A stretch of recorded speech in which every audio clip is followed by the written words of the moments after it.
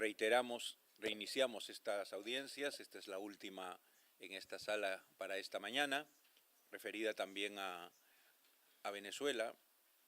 Saludamos la presencia de la representación de la sociedad civil, personas representantes de beneficiarios de medidas cautelares, también de el representante o el delegado de la representación de la misión permanente de Venezuela ante la Organización de Estados Americanos. Me acompaña en la mesa la comisionada Flavia Previsán, el doctor Jorge Mesa, que es el responsable en la Comisión Interamericana de la Unidad de Protección y de las Medidas Cautelares. Y bueno, ya me he presentado antes, soy Francisco Eguiguren, relator para Venezuela, también el secretario ejecutivo, Paulo Abrao, de la Comisión Interamericana. Bien, voy a hacer una introducción un poco distinta, porque esta es una audiencia de oficio dispuesta por la Comisión, y yo diría, en la experiencia que tengo en estos años en la Comisión, bastante peculiar, en respuesta precisamente a esta peculiar situación que se vive, peculiar y lamentable situación que se vive en Venezuela respecto a los derechos humanos, porque esta audiencia de oficio está referida a analizar la situación, el cumplimiento de 8 medidas cautelares.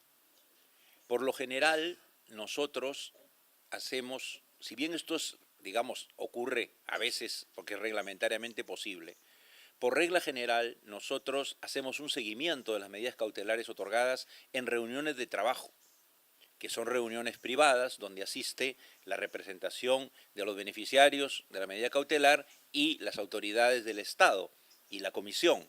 Y en ese espacio privado se analiza con relativa amplitud cuál es la situación concreta de cumplimiento de una medida cautelar. Yo he tenido en este periodo de sesiones como 5 reuniones de trabajo respecto a otro país a mi cargo de otras medidas cautelares, que es Colombia. No obstante, la Comisión previsoramente, al saber o presumir y luego saber que la representación del gobierno de facto no iba a asistir y que en respuesta a las preocupaciones que ustedes mismos han expresado en estas sesiones, es decir, nuestro compromiso férreo de seguir dando atención a estos casos y, por lo tanto, para no frustrar esa posibilidad por la inasistencia de aquellas autoridades que tienen en sus manos la obligación de cumplir las medidas cautelares, que tienen bajo su responsabilidad la situación de las personas detenidas arbitrariamente, impedidas de acceder a la justicia, sometidas a condiciones de reclusión del todo violatorias de los derechos humanos, se decidió, pues vamos a ver este asunto de una manera pública, tanto para que los representantes de los beneficiarios nos puedan actualizar de la información que puedan tener, que sabemos que en algunos casos lamentablemente tampoco es concreta por las condiciones de exclusión, encarcelamiento, privación de contacto en que están muchas de estas personas beneficiarias de medida de libertad. Y por otro lado también para que la comunidad que nos acompaña conozca de estos asuntos y contribuya a difundirlos.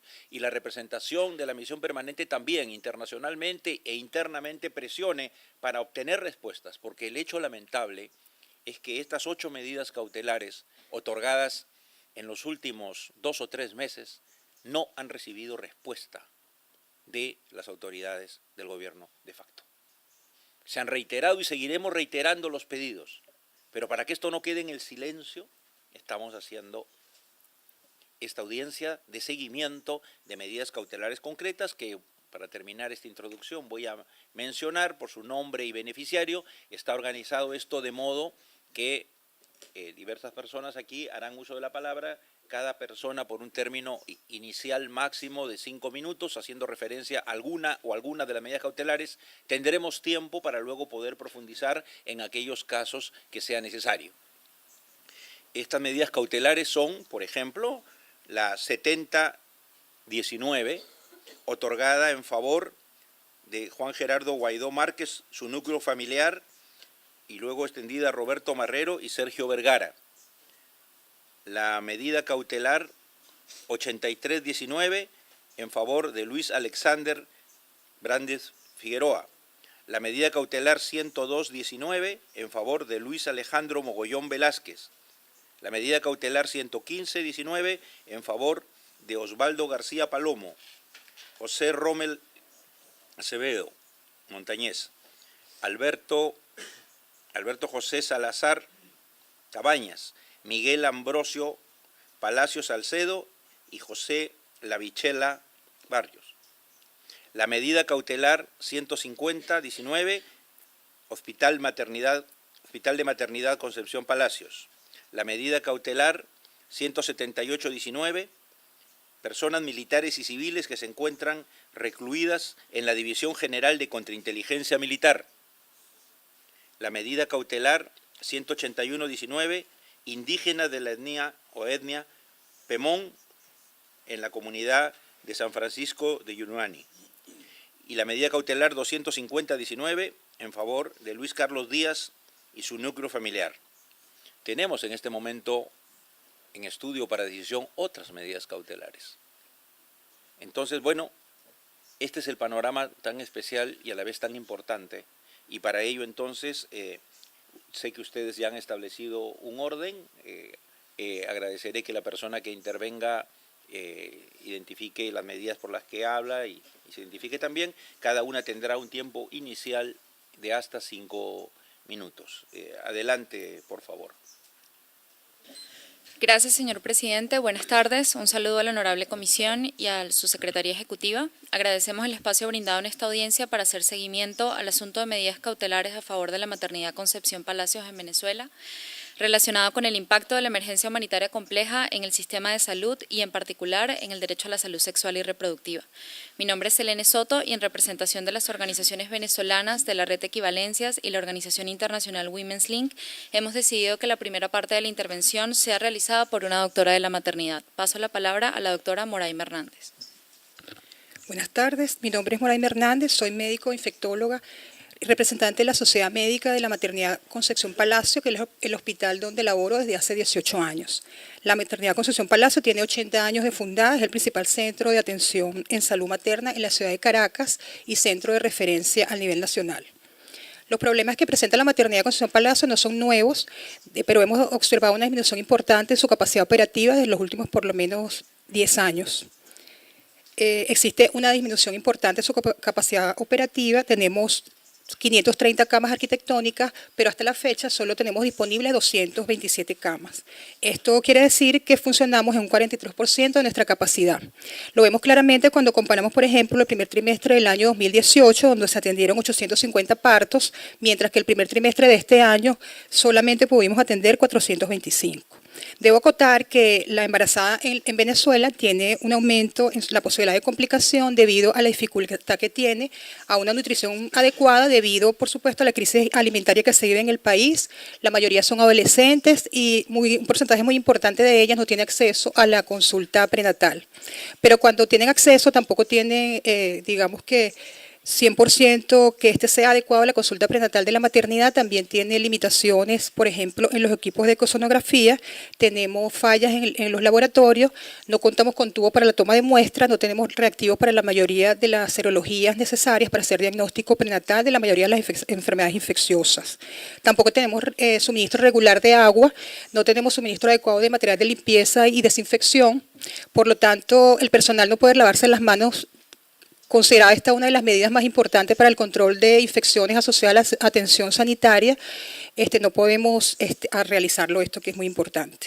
Digamos que tampoco podemos hacer limpieza adecuada de áreas, de colchones. Lamentablemente en nuestro hospital hemos tenido que desincorporar, por ejemplo, camas y colchones por encontrarse en estado de putrefacción con presencia de gusanos. Desde hace 8 meses no funcionan las calderas. Esto quiere decir que nosotros no podemos realizar la esterilización del instrumental quirúrgico. Tampoco, también debido a la falta de anestesiólogos, estamos limitados en nuestra capacidad de resolución quirúrgica.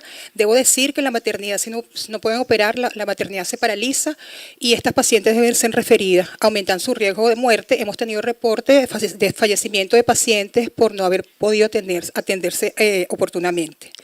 Si podremos lograr sortear todos estos obstáculos, la paciente ingresa, pero tampoco está exenta de complicaciones o de riesgo. Digamos que, por ejemplo, nosotros tenemos grandes fallas de suministro de medicamentos, de sangre y hemoderivados.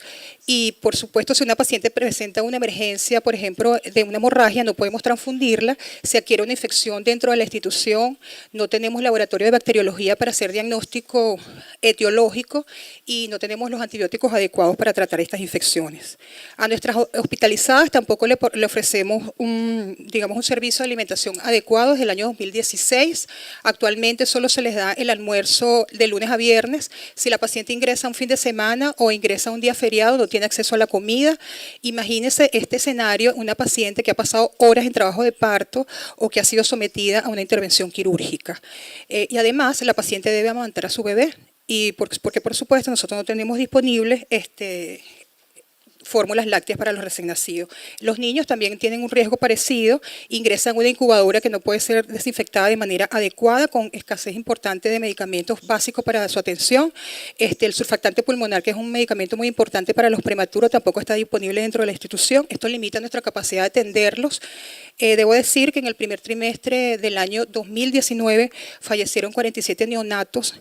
Esto quiere decir que en la maternidad Concepción Palacio muere un niño cada 48 horas. Como médicos estamos obligados a denunciar esta situación, por eso muchos de nosotros somos perseguidos y somos acosados. Nuestro lugar de trabajo se ha convertido en un lugar de vigilancia, tenemos la presencia de colectivos, de milicianos y de Guardia Nacional. Por eso las medidas cautelares de la comisión son hoy lo único que protege a nuestras pacientes, a sus bebés recién nacidos y al personal que labora aquí en la maternidad. Y nuestro llamado es a que se cumplan, es un llamado realmente urgente, porque la inacción del Estado ante estas medidas se traducen en aumento de riesgos para nuestras pacientes, en riesgo de muerte, tanto para ellas como a sus niños recién nacidos. Muchas gracias por la atención de esta comisión.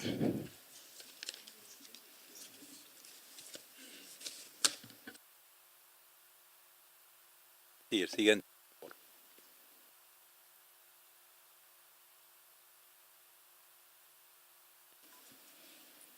Olnar Ortiz, abogado, coordinador de Pueblos Indígenas Foro Penal.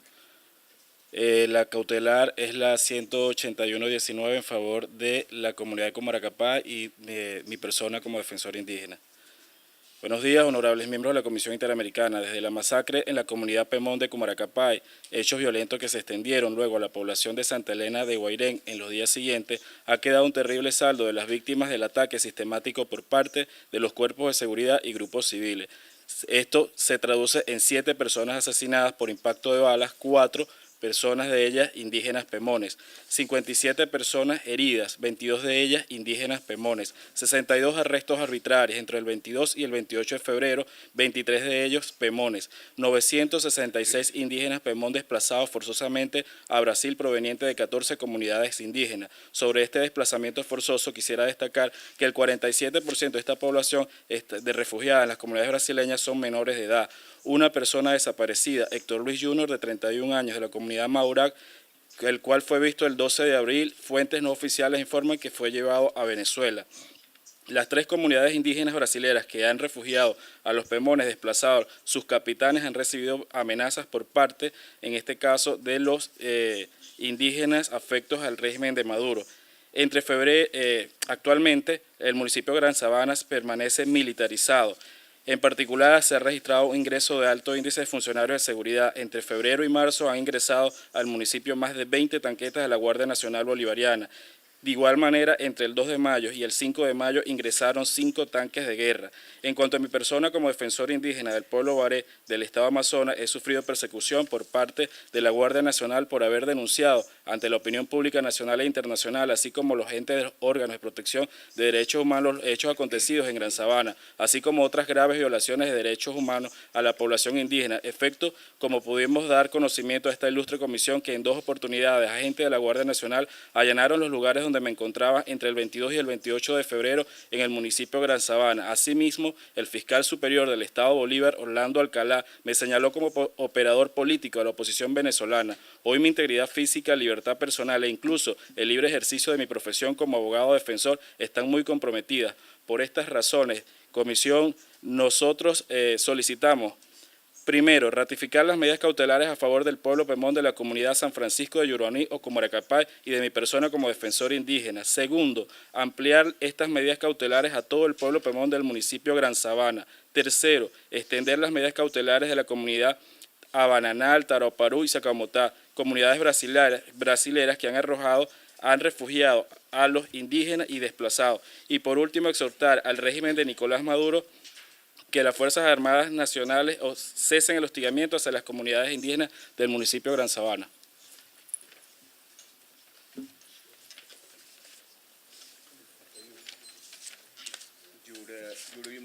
Ricardo Delgado Pemón, Comaracapay, Poino, de Sasela, mora y topo y cuseto peñado batón to nete casan.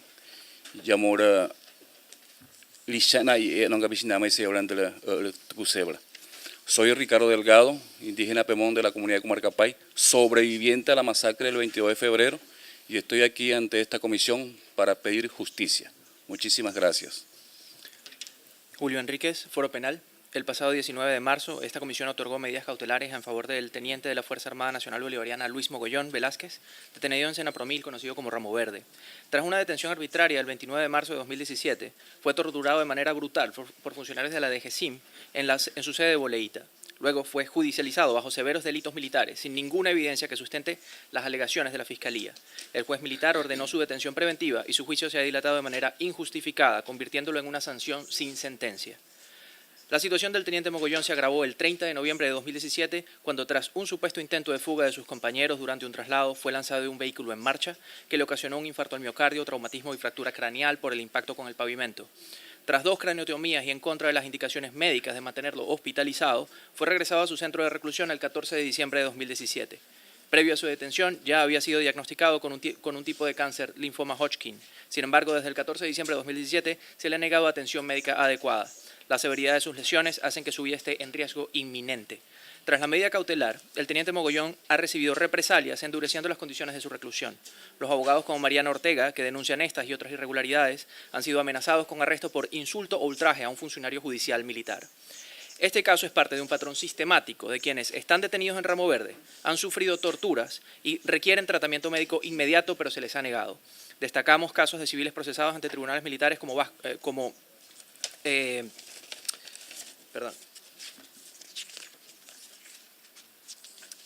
Williams Aguado, Carlos Aristimuño, José Alberto Marulanda, Eva Díaz, Eva Lugo y el coronel Ramón Velasco.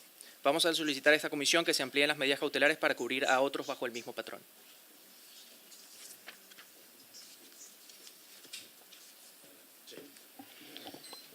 Buenas tardes, representantes de la comisión. Les habla Alonso Medina Roa en representación del Instituto CASLA.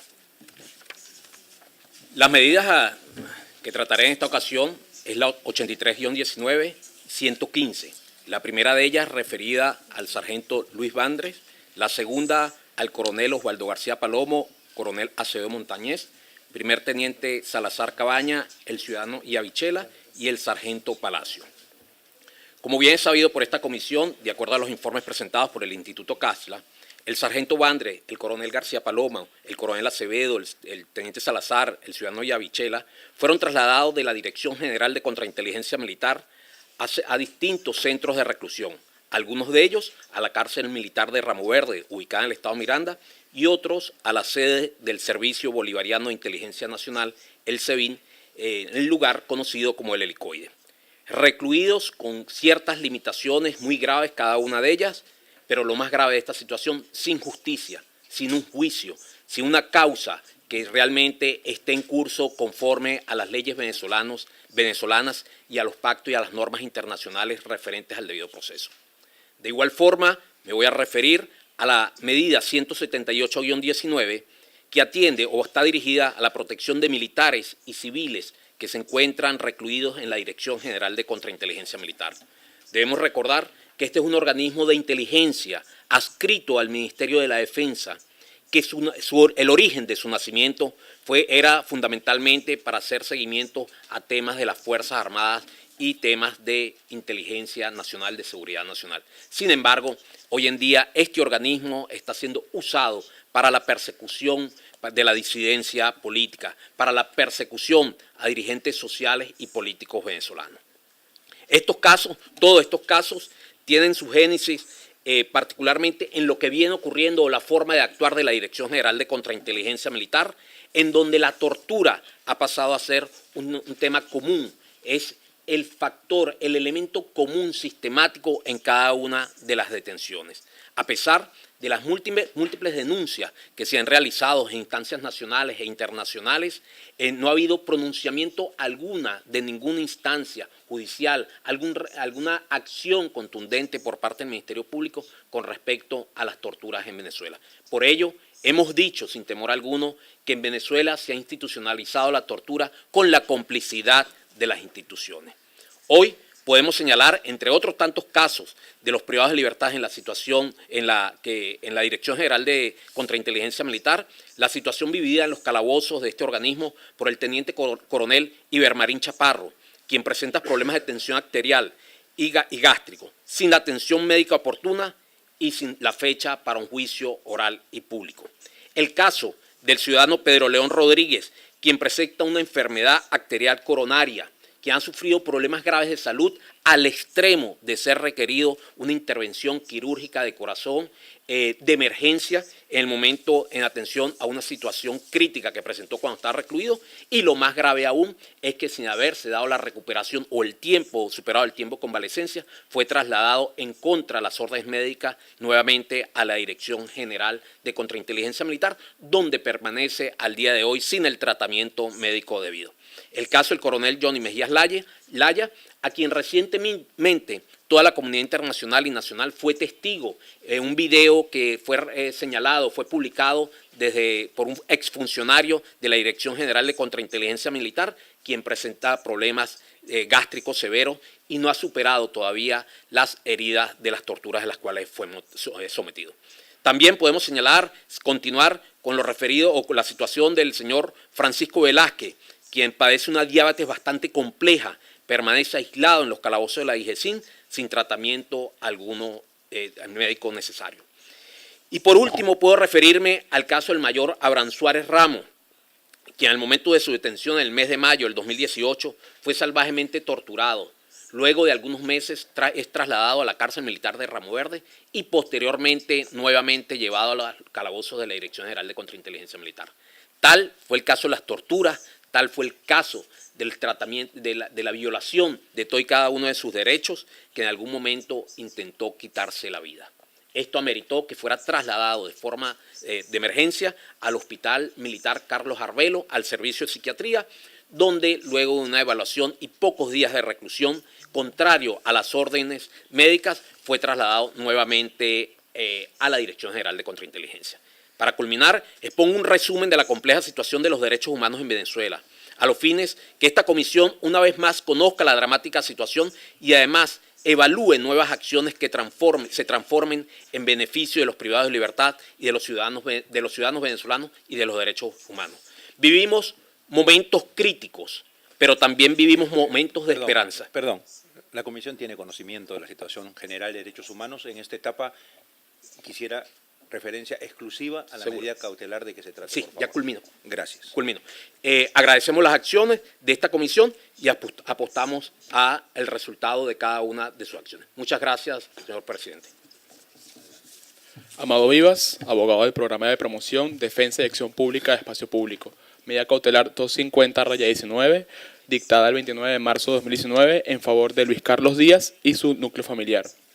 En fechas 4 y 5 de abril, luego de aprobadas las cautelares, introdujimos las mismas ante la Fiscalía General de la República, Defensoría del Pueblo y el Tribunal de Control que lleva la causa contra Díaz. Hasta la fecha, no hemos recibido respuesta alguna a las instancias del Estado respecto a la concertación de medidas para garantizar el cumplimiento de la protección cautelar otorgada. Díaz sigue sometido a un proceso penal en el cual se le imputa a la comisión del delito de instigación pública, norma penal vaga y poco clara, establecida en el artículo 285 del Código Penal vigente venezolano. Entre las medidas que se le impusieron a Díaz en el proceso que se lleva en su contra está la prohibición de declarar a medios de comunicación nacionales e internacionales sobre su caso. Esta medida es extensiva a sus abogados también, es decir, a mi persona y a otros 2 abogados. Asimismo, hemos tenido conocimientos de actividades de vigilancia en el domicilio de Díaz por parte de funcionarios vestidos de civil, en especial los días 14 y 15 de marzo de este año. En fecha 22 de marzo de 2019 se introdujo una solicitud de viaje en favor de Díaz. Esto en razón de que fue invitado como ponente a un evento a realizar en la ciudad de San Francisco. En fecha 3 de abril, el Tribunal de Control, encargado de la causa, negó la solicitud de viaje, argumentando vagamente que era muy pronto para solicitarla. Sin embargo, nunca especificó ni motivó la negativa ni cuándo podría solicitarlas.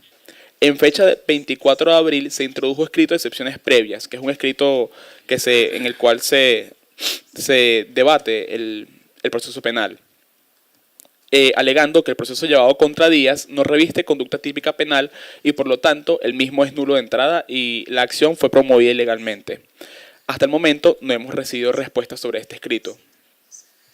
Es también necesario acotar que el expediente llevado contra Díaz se basa en proposiciones no se basa en proposiciones o argumentos de derecho, sino en proposiciones de carácter político. En fecha 2 de mayo se introdujo una segunda solicitud de permiso de viaje, esta vez por un evento periodístico en Argentina, en el cual Díaz también estaba invitado como ponente. La respuesta no fue obtenida a tiempo y Díaz no pudo viajar al evento. El día 3 de mayo introdujimos un amparo por el proceso inconstitucional e ilegal que se lleva en contra de Díaz desde la audiencia de presentación. Hasta la fecha, 5 días después, la Corte encargada de conocer el caso no ni siquiera recibió el expediente. En fecha 6 de mayo, Espacio Público hizo una solicitud de interpretación del alcance del apartado B de la medida cautelar aprobada en favor de Díaz, toda vez la actividad profesional de Díaz está en mayor parte determinada por los viajes internacionales que él realiza y por las invitaciones a foros de periodismo. En definitiva, el proceso judicial llevado contra Díaz se configura como un mecanismo de castigo adelantado.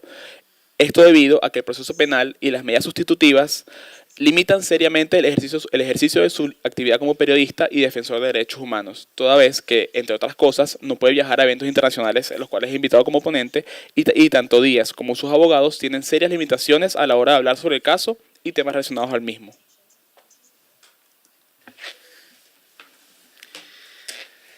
De alguna manera, Carlos Correa de Espacio Público. Digamos, las medidas cautelares, es el mismo caso de Luis Carlos Díaz.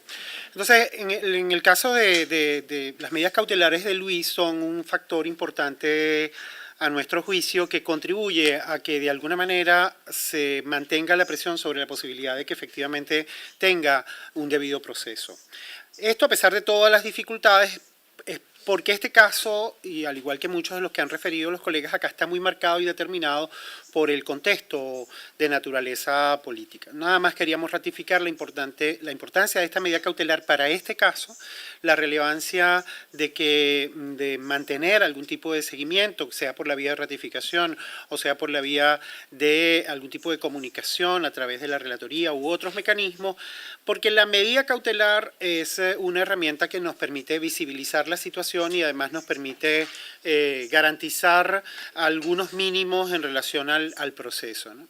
En el caso de Luis Carlos se significa que la apertura de cualquier proceso judicial en Venezuela es en sí mismo un castigo adelantado, como decía mi colega, y sin duda establece restricciones importantes, tanto para el caso inherente a Luis Carlos como el efecto de silenciamiento asociado a casos de este tipo para otros periodistas, blogueros o infociudadanos. Muchas gracias.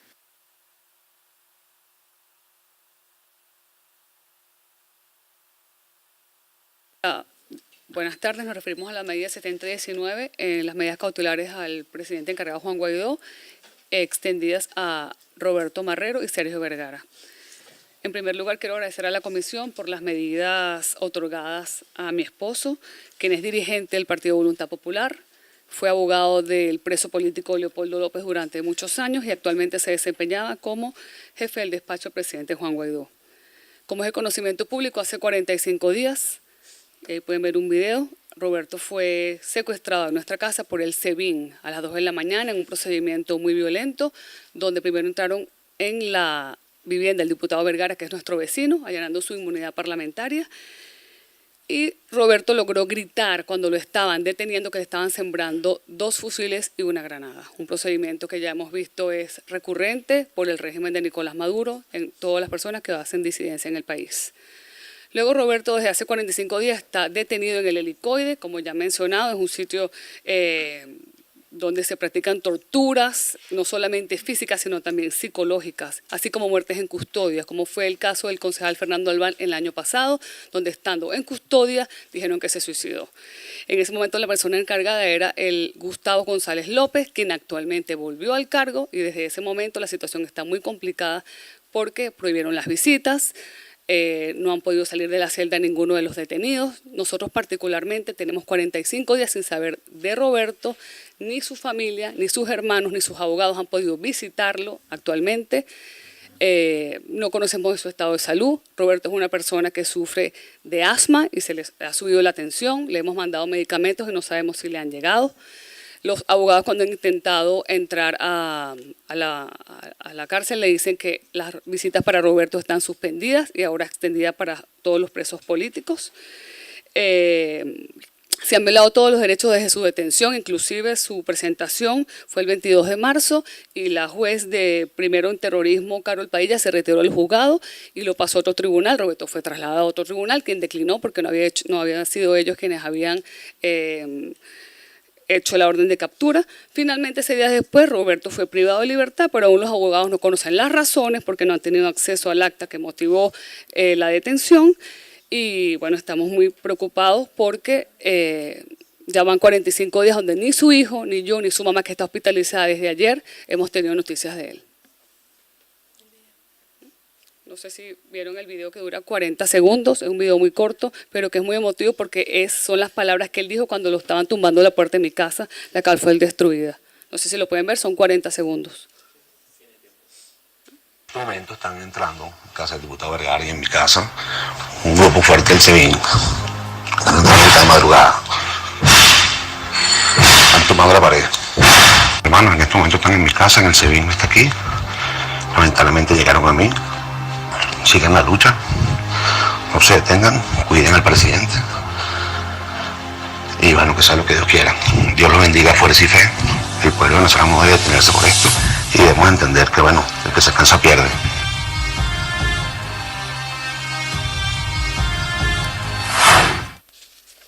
Bueno, ese es mi esposo, gracias por ver el video y simplemente quisiera acotar en esta parte que luego de eso mi esposo en una cadena nacional fue por el régimen de Nicolás Maduro acusado de ser director de una célula terrorista, cuando ha sido defensor de los derechos humanos durante toda su carrera y bien conocido por esto. Gracias.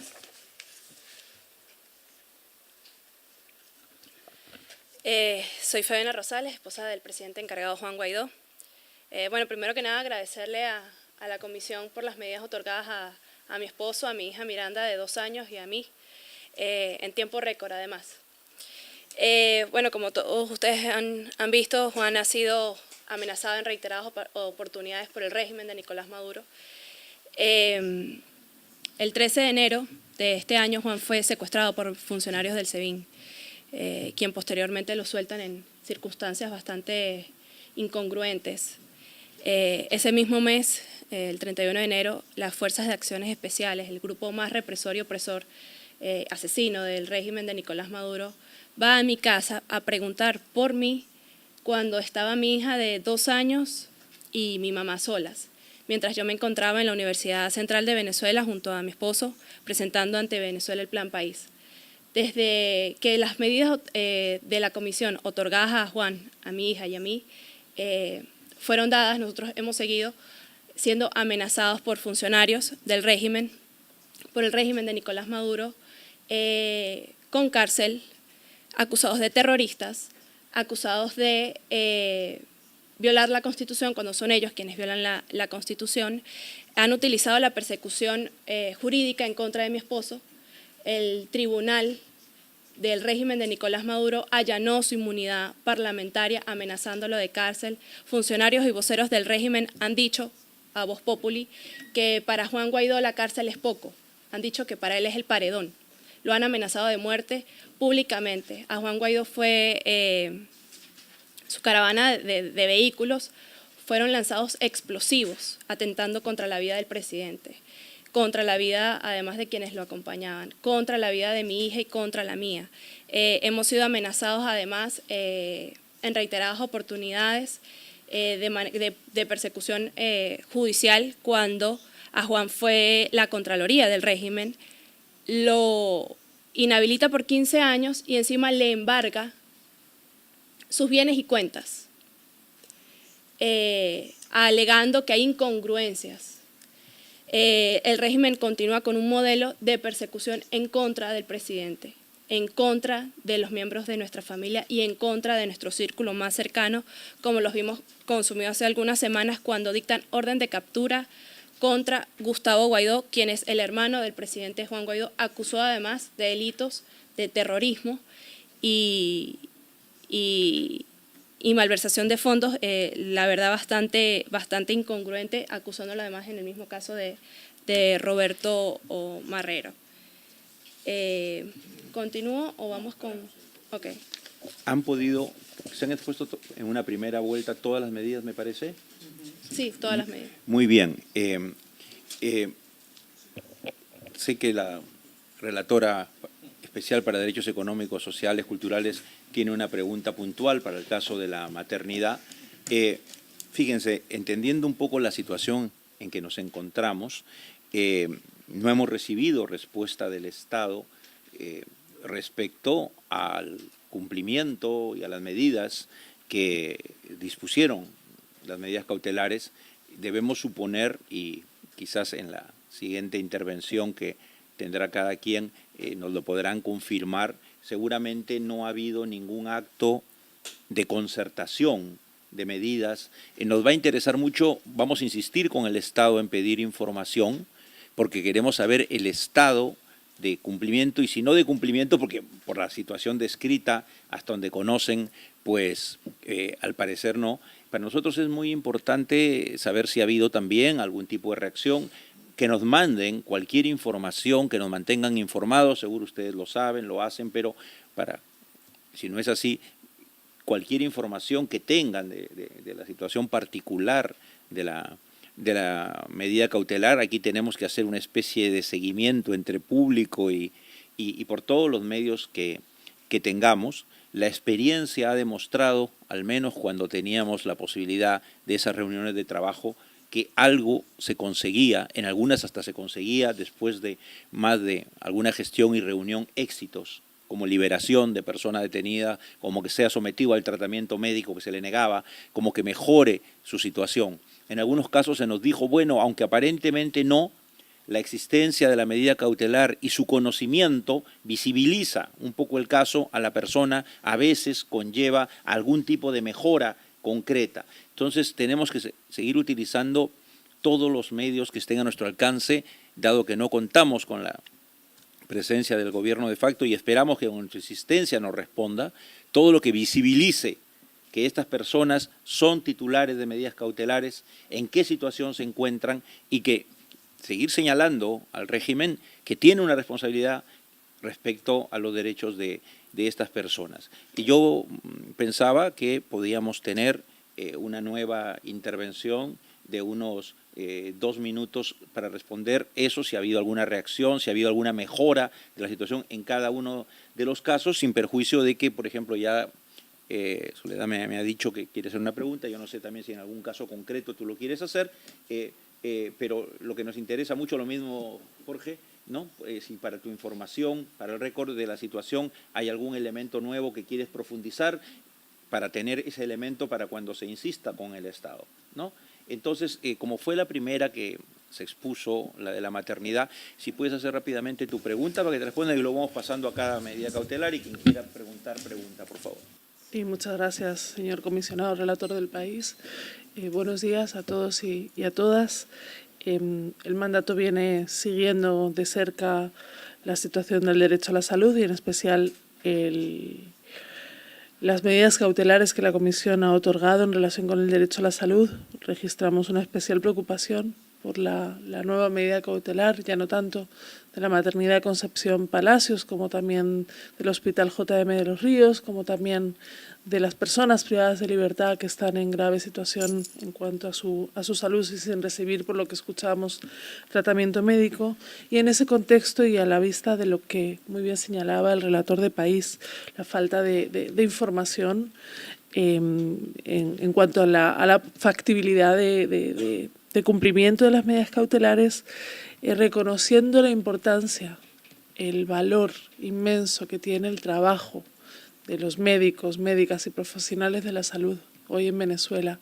Yo quisiera escuchar a la doctora, a quien agradezco mucho por estar acá, sobre su situación también de laboral, sobre también su situación de seguridad, si tuviera algún temor en relación con la situación de seguridad, para que también la Comisión tome nota y pueda hacer el llamamiento que corresponda en ese sentido.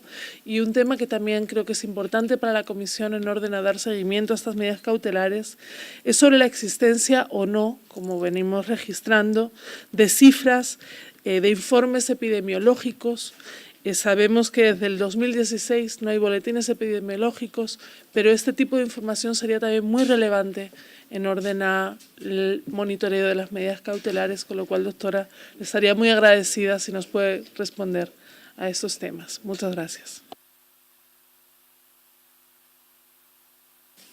Muchas gracias, saludando a los representantes aquí y también desde la Comisión reconociendo su lucha, su obstinada, ¿no?, lucha por justicia, por derechos, su capacidad de resiliencia, que siempre es la fuerza motriz de nuestro sistema interamericano. Entonces, nuestro respeto, admiración y reconocimiento. Aquí tenemos una situación, ¿no?, yo diría muy extraordinaria, especial, en que hay 8 casos de medidas otorgadas en el pero en el periodo de 25 de enero de 2019 hasta 29 de marzo de 2019, y podemos perceber en las 8 situaciones que hay que actualizar y quizás en algunos casos hasta ampliar el objeto, ¿no? Siempre las medidas cautelares son otorgadas cuando hay 3 condiciones, ¿no?, de acuerdo con nuestro artículo 25 del reglamento: urgencia, gravedad y danos irreparables cuando hay amenazas y todas las situaciones más que caracterizadas, o sea, un cuadro de dramático, ¿no?, de violaciones múltiples de derechos en las más diversas áreas: salud, personas privadas de libertad, masacre de pueblos indígenas, libertad de expresión, derecho a la salud de niños, niñas. Entonces, me parece muy importante, como decía el relator país, mi colega Francisco, compartir las informaciones, actualizar y quizás ampliar también, porque de nuestra parte, reitero, ¿no?, la posición de la Comisión, la posición del relator país, vamos a insistir en hacer el monitoreo, ¿no?, que nos cabe, dando visibilidad y haciendo el seguimiento de las medidas otorgadas, ¿no? Entonces, nuestro compromiso con cada una de ustedes. Señor secretario. Gracias, presidente de la audiencia. Quería primero registrar la importancia que nosotros vamos a tener a partir de ahora en una actitud muy permanente de parte de los solicitantes peticionarios de las cautelares en ayudar a la Secretaría Ejecutiva a actualizar las informaciones. Quiero insistir en eso, porque de eso dependerá nuestra capacidad de seguimiento desde enero, desde la cautelar que emitimos para el presidente Guaidó y su familia. El gobierno de Maduro ha dejado de responder nuestras solicitudes y nuestros documentos. O sea, entonces hay una situación que efectivamente genera de nuestra parte una necesidad de mantener una línea de información siempre muy actualizada. Quiero, señor presidente, con su venia, delegar de parte de la Secretaría Ejecutiva, delegar mis intervenciones para las preguntas técnicas al señor coordinador de la sección de medidas cautelares, Jorge Mesa. Gracias, secretario. Agradecer mucho la intervención de cada uno de los representantes de los beneficiarios. y en particular subrayar este seguimiento que la Comisión ha dado, digamos, a Venezuela. Cerca del 60% de las medidas cautelares que la Comisión ha otorgado este año son precisamente atendiendo a la situación de Venezuela, y ahí de manera muy concreta señalar respecto de las personas privadas de libertad o que han sido privadas de libertad, digamos, por algún tiempo, preguntar si ustedes identifican alguna secuencia o patrón concreto, es decir, atendiendo a los perfiles, atendiendo a ver qué lugares son los que son llevados, se decía inicialmente a la Dirección General, en algunos casos de contrainteligencia militar, y después en algunos otros lugares. Entonces, tal vez si pudieran complementar, si identifican alguna secuencia específica, y en particular respecto de las alegaciones que se han dado de agresiones o tortura, señalar o profundizar un poco más sobre este aspecto y bien la situación de salud, y de ser el caso si hay algún tipo de recurso o solicitud a nivel interno que haya sido efectivo. Muchas gracias. Gracias, presidente. Ya más o menos hay algún caso de alguna pregunta concreta, pero en función del marco que hemos ido señalando, repetiríamos un poco el orden, por razones de tiempo. Bueno, cada una de las intervenciones de los grupos o personas que intervienen, que no excedan, por favor, de 2 minutos para complementar la información o responder. Entonces, empezando, usted, por favor, si maneja el orden como fue. Sí. Gracias, señor presidente. Agradecemos a la relatora especial por el seguimiento cercano que ha dado también a las medidas cautelares de la maternidad. Como pudo escuchar la comisión del relato de la doctora Moraima Hernández, la situación de riesgo en la maternidad no solo se mantiene, sino que se ha agravado. Desde el otorgamiento de las medidas, 4 mujeres embarazadas han fallecido debido a las carencias y las fallas sistémicas que presenta el hospital, y la capacidad operativa de la maternidad continúa reduciéndose rápidamente en medio de la emergencia humanitaria compleja que atraviesa Venezuela. Respondiendo a la pregunta que hacía el relator para Venezuela, en efecto, un actor clave en el cumplimiento de estas medidas, que es el Ministerio de Salud, no ha dado ningún tipo de respuesta. Esa falta de respuesta es justamente la evidencia de que al Estado no le importa que las mujeres más vulnerables y los recién nacidos se están muriendo. Queremos enfatizar que esta omisión absoluta del Estado en garantizar el derecho a la salud es el origen del colapso total al que se enfrenta hoy el sistema público y la causa de este riesgo.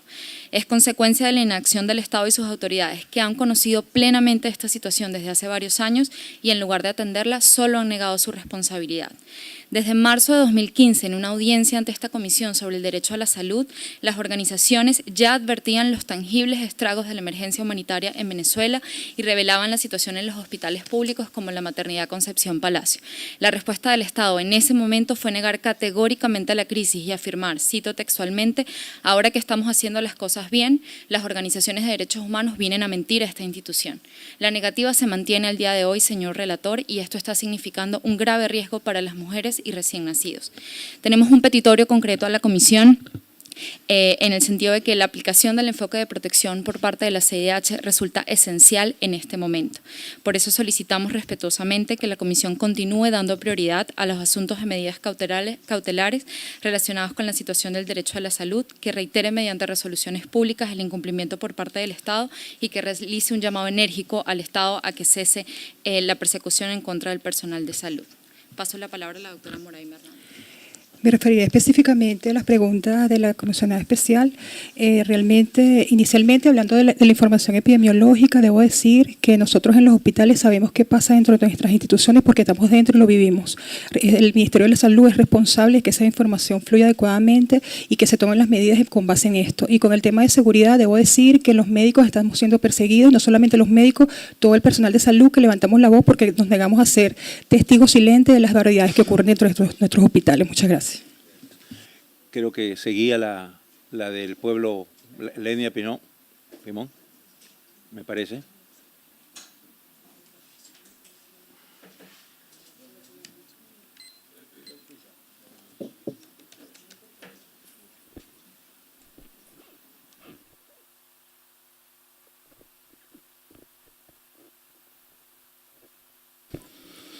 Con respecto al patrón sistemático, es hacia el pueblo Pemón. El caso de Comaracapay no es la primera vez. El 8 de diciembre del 2018, fuerzas del Estado venezolano, el DIGESIN específicamente, abrió fuego contra la comunidad Pemón de Canaima, donde mató a una persona, Charles Peñalosa, y hirió 2. Con respecto, una vez de las medidas cautelares, el Estado no ha hecho nada, lo señalaba, entre febrero y marzo entraron 20 tanquetas de la Guardia Nacional que son utilizadas para reprimir.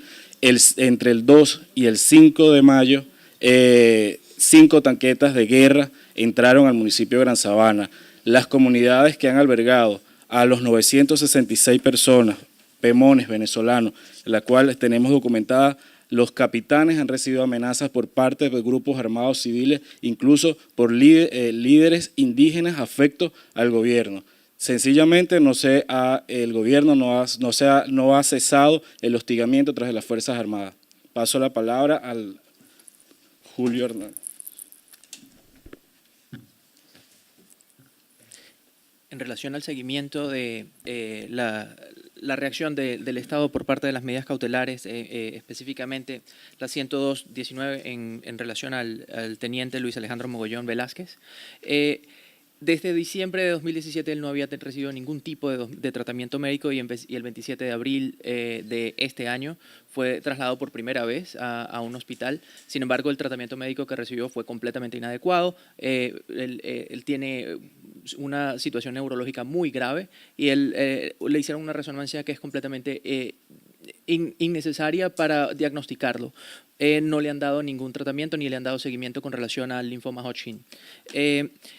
En relación al patrón sistemático que hemos identificado, como fue mencionado y podemos ahondar un poquito más, vemos que hay una detención por parte del DGCIM, no solamente a militares, sino también a civiles que luego son acusados a través de tribunales militares, como es el caso, por ejemplo, del doctor José Alberto Marulanda, quien fue torturado de forma tan brutal que sus manos fueron fracturadas y ahora no ha recibido tratamiento médico, así que no podemos dar un diagnóstico de qué es lo que ocurrió con sus manos, pero evidentemente no las puede utilizar para continuar su labor como cirujano. Una situación similar ha ocurrido con el doctor William Aguado, que también está detenido, de nuevo, en relación al patrón, fue detenido por las autoridades del DGCIM, fue llevado originalmente a el DGCIM de Boleíta, la sede de Boleíta del DGCIM.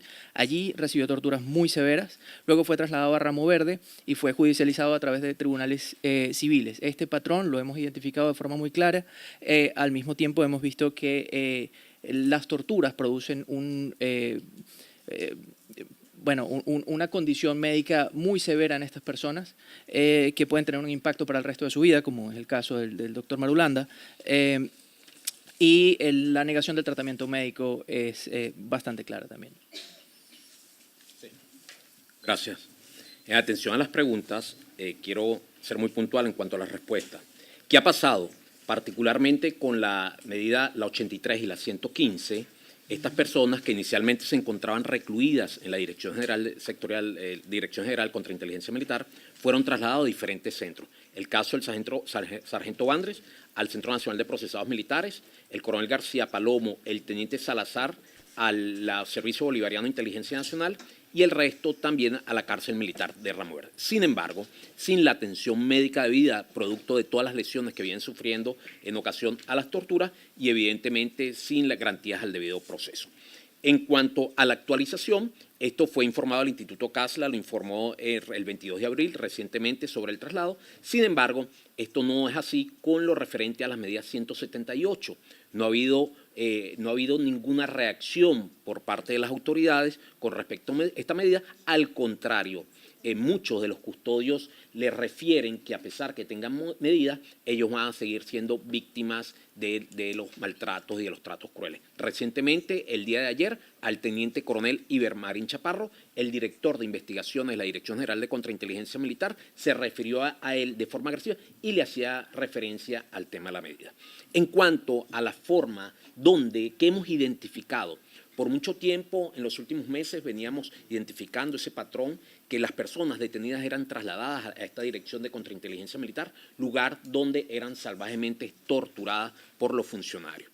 Recientemente, en ocasión a la detención del coronel García Palomo y otras personas, ellos manifestaban que habían sido trasladados a una zona montañosa identificada o conocida como La Mariposa, lugar donde funciona la sede del Grupo de Comandos de la Dirección General de Contrainteligencia Militar, y referían que allí habían sido salvajemente torturados. Es una zona muy montañosa, algo nuevo, algo que viene ocurriendo de 2 o 3 meses para acá, donde varios detenidos refieren que ya no son torturados en la Dirección General contra Inteligencia Militar en la sede de Boleita, sino previo a esto son llevados a la sede del grupo de comando de esta institución.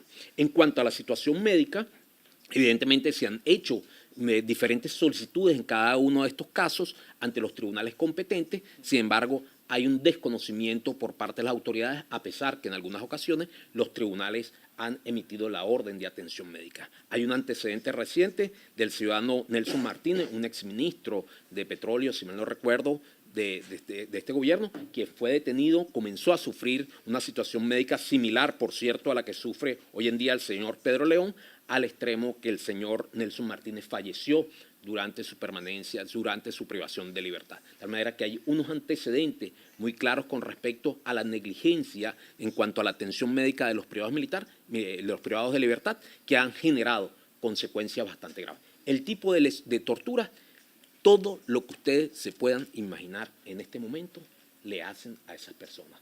Bien sean torturas físicas, vimos un video donde una persona le vendaban los ojos con un cartón, con papel. ¿Usted tiene contacto con los beneficiarios de la medida cautelar? ¿Perdón? Sí, represento en estrado judicial la mayoría. ¿Pero contacto físico? Los he visitado ocasionalmente cuando han permitido por ser su abogado o en momentos que es trasladado a tribunales. Y el caso del mayor Suárez fue tal el maltrato físico y psicológico que permanecen recluidos en una celda 2x2 donde no hay agua potable, donde no hay baño, donde deben hacer sus necesidades en una bolsa por varios días. Y la comida se la tiran en el piso. Son las cosas más morbosas que nos podamos imaginar están ocurriendo en eso. Muchas gracias y le da un poco más de tiempo porque tiene hablado sobre varias medidas cautelares. Sí, gracias. Creo que toca ahora el caso del señor Díaz, ¿no? Adelante. Sobre la pregunta que haces en relación al patrón, que se aplica en el caso de Luis Carlos, también se ha aplicado en otros casos. Hay un patrón. El patrón pasa por descalificación pública, especialmente en el canal estatal y especialmente en el programa de Diosdado Cabello. Después de esa descalificación, inmediatamente, se genera una descalificación en redes sociales, en algunas ocasiones por troles y otras prácticas. Esto aplica a periodistas, aplica también a personas de a pie, puede aplicar a infociudadanos, también a defensores, también aplica a líderes políticos.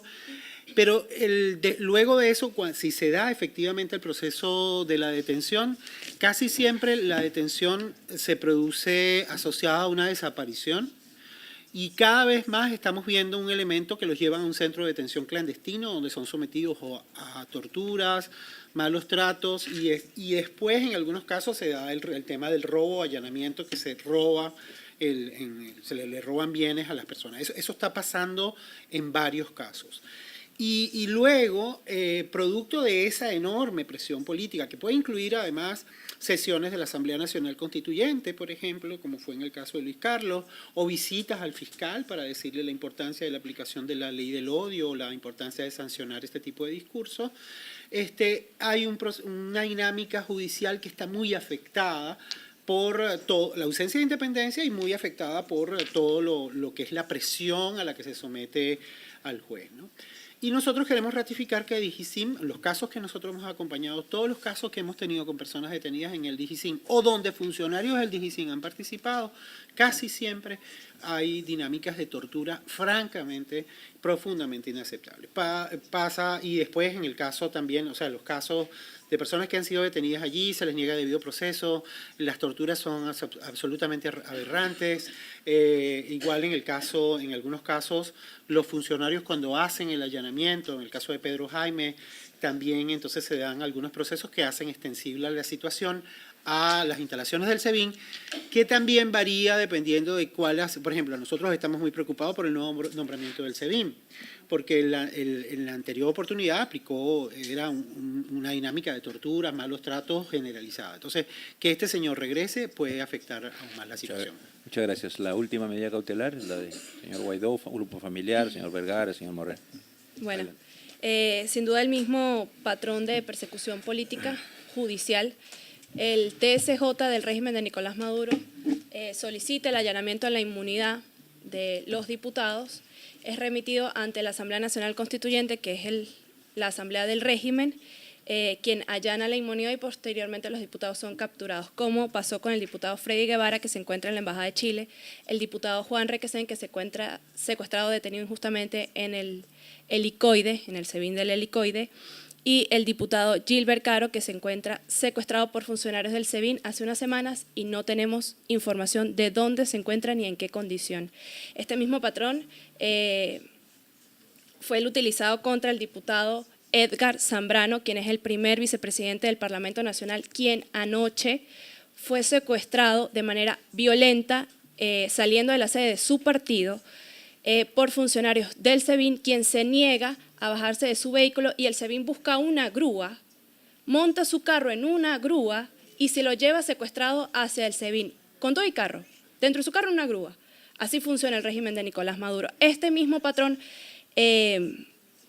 ha sido aplicado contra 10 diputados más, que son el diputado Juan Andrés Mejías, el diputado Freddy Superlano, el diputado Sergio Vergara, que ya cuenta con medidas cautelares, el diputado Richard Blanco, el diputado Américo de Gracia, el diputado Henry Ramos Ayub, el diputado Luis Florido, el diputado José Simón Calzadilla, la diputada Mariela Magallanes, quienes hoy están en la lista de persecución del régimen de Nicolás Maduro. Además, bueno, lo que ha pasado con los abogados Joel García, del caso de Roberto Marrero, y de Juan Requesens, quien fue secuestrado y su vehículo posteriormente robado, el abogado Juan Carlos Gutiérrez, abogado defensor de Leopoldo López, además quien nos ha colaborado en todo este proceso, quien es perseguido hoy por el régimen de Nicolás Maduro, y bueno, el caso de Roberto Marrero, quien fue abogado de Leopoldo López y hoy estaba en funciones de jefe de despacho del gabinete del presidente Juan Guaidó.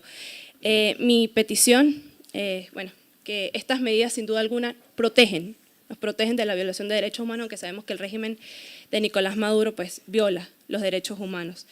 Sin duda alguna pedirles como madre, como venezolana y como esposa del presidente Juan Guaidó, a que esta comisión se dirija a Venezuela, a que por ustedes mismos vean lo que pasa en nuestro país, vean cómo en los hospitales no hay medicamentos y se mueren los niños, vean cómo los presos políticos son torturados y asesinados dentro de las cárceles y vean cómo violan la inmunidad parlamentaria y violan los derechos de los venezolanos que elegimos a un parlamento y hoy van y atacan a nuestros diputados, perpetrando así un golpe de Estado. Gracias. Muchas gracias. Hemos podido hacer dentro del tiempo esta tarea especial de dar alguna forma de seguimiento público, algunas medidas cautelares. Como he dicho, vamos a insistir con las autoridades estatales en que suministren información, a partir también de la información que hemos recibido acá. Creo que es muy importante que todos sumamos esfuerzos. La Comisión Interamericana entiende y sigue entendiendo que hay funcionarios y un gobierno de facto que sigue siendo responsable por el cumplimiento de las medidas cautelares, por la vida y la protección de las personas beneficiarias de estas medidas cautelares. Es bueno también que la Comisión y la opinión pública sepa quiénes son esos funcionarios, porque algún día serán juzgados. Gracias. Hemos concluido esta reunión.